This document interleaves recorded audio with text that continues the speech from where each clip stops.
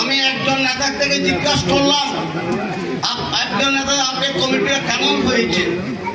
উনি বলছে যে কমিটি করেছে, যারা কমিটিতে সভাপতি সেক্রেটারি অন্যান্য পদে নিয়েছে তারা গৌরহাটে গেলে লেস পুলিশ হয়, গৌরহাটে গেলে লেস পুলিশ হয় হতে গেলে এরকম কমিটির মধ্যে যাচ্ছি। তো এরকম মানুষ যদি কমিটি তাইয়ে বিএনপি কিভাবে তাই আর তো মাইব তো ওখানে তার বউ ও তো মাইবের হয়তো তখন তো আমার তো বড় ফুসপাই কমিটি তাই জানো না, ও তার জামাইতে বিএনপি করে আজি নতুন এগুলো বলি লাভ নেই। এখন আমাদের সবচেয়ে বড় কথা হলো সামনে আমাদের নির্বাচন।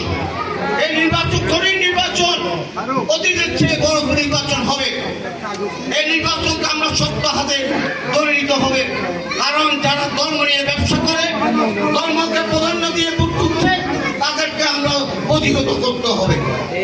আমাদের এখন যিনি আমাদের প্রার্থী হিসেবে আবু সিম সভা হচ্ছেন, উনি গতবার 8 নম্বর থেকে নির্বাচন করেছিলেন।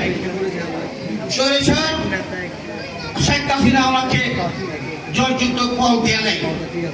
এখন আমাদের 9 নম্বর আসনটা হলো খুব গুরুত্বপূর্ণ আসন।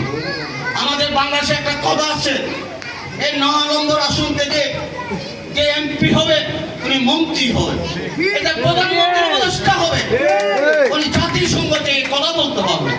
এরকম একটা প্রার্থী আমরা খুশি হব। কিন্তু 8 নম্বর উনি তো চেয়েছিল, ওনাকে দিতে চেয়েছিল, এই 9 নম্বরের মতো প্রার্থী উপযুক্ত প্রার্থী কে, এটা চিন্তা করে আবু সিমকে এখানে দিয়েছে। এটাই বড় কথা।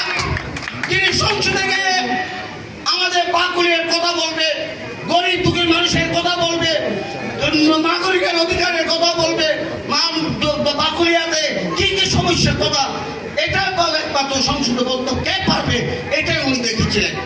এই কিগুলা চিন্তা ভাবনা করে আমাদের তারেক রহমান ওনাকে নির্বাচিত করার জন্য গ্রিন সিগন্যাল দিয়েছে এবং দিয়েছে। দুঃখের বিষয় 5 মিনিট পর স্থগিত করা হয়েছে, বাদ দেয় স্থগিত করেছে। আরো চিন্তাধারা করতেছে আরো বড় পদ কিন্তু দেওয়া যায় কিনা। আমরা বড় পদ চাই না, আমরা 9 নম্বর সংসদে আসন ওনাকে চাই। এটা আমাদের দাবি, এটা বাকুড়িয়ার বাজার দাবি, কদলির দাবি, এটা হলো চাকপাদার আংশিকের দাবি। সবাইকে ধন্যবাদ। আমার বক্তব্য আসসালামু আলাইকুম ওয়া রাহমাতুল্লাহি ওয়া বারাকাতুহু।